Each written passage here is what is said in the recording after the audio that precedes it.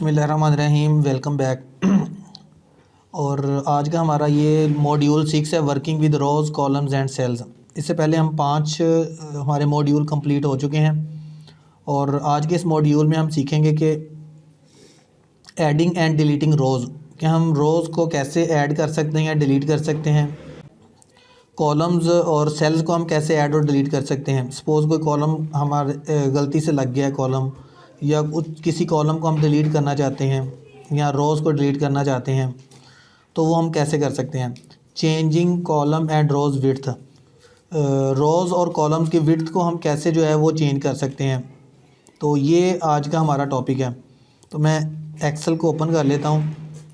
तो इसमें सबसे पहले पॉइंट पे हम आते हैं। मैं इसको कॉपी करके इसमें पेस्ट कर लेता हूँ जस्ट फॉर ये हमारा आज का एक टॉपिक है, adding and deleting rows and columns. Columns या रोज़ को हम ऐड या डिलीट कैसे कर सकते हैं। सपोज़ मैं इधर 1 2 एक कॉलम ऐड कर लेता हूँ और इधर मैंने ये ऐड कर दिए, ठीक है।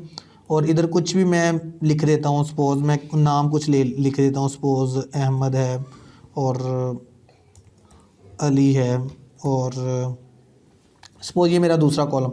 अब मैं यहाँ पर इन दोनों के दरमियान में एक न्यू कॉलम ऐड करना चाहता हूँ। ये ऑलरेडी मेरे पास सपोज़ ये फील्ड है, मैं इधर इसको कॉपी करके नीचे तक ले आता हूँ, ये मेरे पास आ गया। अब मैं इन दोनों कॉलम्स के दरमियान में एक नया कॉलम ऐड करना चाहता हूँ। तो इन दोनों कॉलम्स के दरमियान में अब मैं एक नया कॉलम ऐड करना चाहता हूँ। मैं क्या करूँगा, जहाँ पर मैंने कॉलम ऐड करना है उसके बाद में मैं क्लिक करूँगा।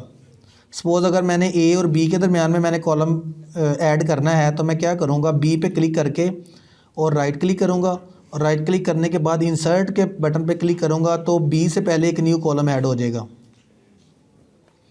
अब सपोज़ यहाँ पे 2 के बाद मैंने एक रोज़ ऐड करनी है, एक न्यू रो ऐड करनी है 2 के बाद।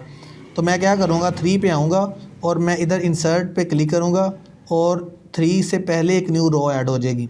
तो इस तरीके से मैं एक न्यू रो या एक न्यू कॉलम जो है वो मैं ऐड कर सकता हूँ। तो अब इसको डिलीट कैसे करना है। सपोज़ यही जो कॉलम्स मैंने अभी ऐड किया है इसको मैं डिलीट करना चाहता हूँ। तो डिलीट करने के लिए इधर मैं क्लिक करूँगा बी के ऊपर, जिस कॉलम को मैंने डिलीट करना है उस कॉलम पे क्लिक करके मैं राइट क्लिक करूँगा और डिलीट का बटन प्रेस कर दूँगा तो वो डिलीट हो जाएगा। इसी तरीके से इसी रो को, इसी कॉलम को मैं डिलीट करना चाहता हूँ, रो नंबर 8 को, और 8 पे राइट क्लिक करके मैं डिलीट का बटन प्रेस करूँगा तो वो भी रो डिलीट हो जाएगी।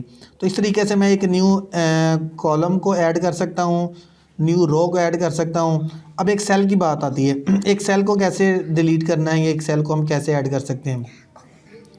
अब देखें यहाँ पर ये अली को मैंने डिलीट करना है। डिलीट करने के लिए मैं जस्ट डिलीट के बटन पे प्रेस करूँगा, और डिलीट का बटन में प्रेस करूँगा तो होगा क्या कि उसका कंटेंट जो उसके अंदर लिखा हुआ है वो डिलीट होगा। और अगर हम चाहें कि हम इस सेल को ही डिलीट कर दें तो ऐसा पॉसिबल नहीं होता, क्योंकि जैसे ही आप किसी चीज़ को सेल को डिलीट करते हैं तो उसकी जगह नया सेल ले लेता है, यानी कि उसका कंटेंट डिलीट होता है। आप सेल को डिलीट नहीं कर सकते एज सच। जिस तरह हम एक पूरी कॉलम को डिलीट कर देते हैं या पूरी रो को हम डिलीट कर देते हैं, तो सेल का क्या होगा, कंटेंट डिलीट होगा डिलीट के बटन पे क्लिक करने से, ठीक है। तो ये हमारा था ये फर्स्ट पॉइंट, और इसी का हम सेकंड पॉइंट हम करते हैं कि changing columns and rows width, के इसकी हम विड्थ कैसे कम या ज़्यादा कर सकते हैं कॉलम्स और रोज़ की। 2 तरीके हैं, 2 तरीके मैं आपको बताता हूँ। दोनों तरीक़ों से हम रोज़ को कंट्रोल कर सकते हैं। नंबर 1, तो जैसे ही आप अपने कर्सर को बी और सी के दरमियान में लेकर आएंगे तो ये देखें ये एरो साइन बन चुके हैं, एरो साइन लेफ़्ट और राइट में एरो। आपने क्या करना है, लेफ़्ट क्लिक करना है इसके ऊपर, और यहाँ पे आपको विड्थ शो करवा रहा है 64 पिक्सल 8.43। जैसे ही आप इसको मूव करेंगे वो देखें ऊपर से मूव हो रही है। अब 17 18 और 138 पिक्सल। अब सपोज़ ये 200 पे लेके जाएंगे तो ये 200 पिक्सल हो गई है, और ये देखें 27.86। तो इस तरीके से यहाँ से आप पकड़ के इसको ड्रैग करके आप कम या ज़्यादा कर सकते हैं विड्थ। और अगर हाइट को आपने बढ़ाना है सपोज़ ये सेल की, तो यहाँ पर आप क्लिक करेंगे वैसे ही जैसे आपने यहाँ पे क्लिक किया था, और रो के पास लेके आके आप 7 और 8 के दरमियान सपोज़ इसको आपने बड़ा करना है, और लेफ़्ट क्लिक करेंगे और क्लिक करके इसको जितना मर्ज़ी आप बड़ा कर दें, ये बड़ा हो जाएगा। तो इस तरीके से आप विड्थ और हाइट आप बढ़ा सकते हैं या कम कर सकते हैं, कॉलम की विड्थ को बढ़ा सकते हैं या कम कर सकते हैं। अब सपोज़ दूसरा तरीका कौन सा है, आप उसको सिलेक्ट करें जिस सेल को आपने बड़ा या छोटा करना है। सिलेक्ट करने के बाद आप इधर फॉर्मेट पे आएंगे। होम टैब के अंदर ये सेल्स का एक ग्रुप है, इसमें फॉर्मेट में आपने आना है।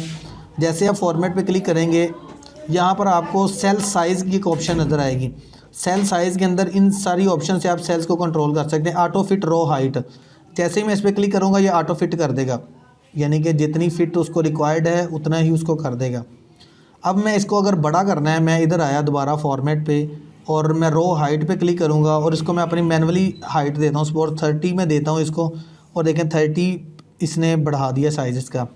इसी तरीके से मैं दोबारा आता हूँ इस पर और मैं कॉलम की विड्थ पे क्लिक करता हूँ या ऑटो फिट करता हूँ कॉलम विड्थ, तो ऑटोमेटिकली ये फिट कर देगा उसको जितना रिक्वायर्ड है। अब जितना ये नाम लिखा हुआ है उसके मुताबिक उसने इसको एडजस्ट कर दिया। अगर मैं इसको बड़ा करना चाहता हूँ, दोबारा इधर आया फॉर्मेट पे, कॉलम विड्थ पे क्लिक किया और 2.71 है, सपोज़ इसको मैं 50 कर देता हूँ। तो क्या किया उसने, इसको 50 कर दिया, तो उसके मुताबिक इसने बढ़ा दिया इसको। तो इसको मैं कम या ज़्यादा कर सकता हूँ, यहाँ से इधर से भी एडजस्ट कर सकता हूँ, इधर से भी एडजस्ट कर सकता हूँ, दोनों तरीक़ों से मैं इसको एडजस्ट कर सकता हूँ। अगर आपने एक वक्त में ज़्यादा कॉलम्स को या ज़्यादा सेल्स को आपने देखना है एक ही वक्त में, तो आपने उनको सिलेक्ट कर लेना है। सपोज़ इन सब पे मैं इंप्लीमेंट करना चाहता हूँ विड्थ और हाइट को, मैं इनको सिलेक्ट करके दोबारा इधर आया, मैं आया फॉर्मेट में और मैं ऑटो की बजाय मैं रो हाइट देता हूँ इधर। सपोज़ इनकी हाइट मैं इधर 30 दे देता हूँ, तो जितने भी कॉलम मैंने सेलेक्ट किए हुए हैं इनकी हाइट 30 हो जाएगी, ये देखिए। तो इस तरीके से बाकी जो इसके नीचे वाले जो सेल्स हैं या रोज़ हैं वो कम है उनकी, यानी कि हाइट, बाकी जिन जिनको मैंने सेलेक्ट किया था उनकी हाइट ज़्यादा हो चुकी है। तो इस तरीके से मैं इसको एडजस्ट कर सकता हूँ।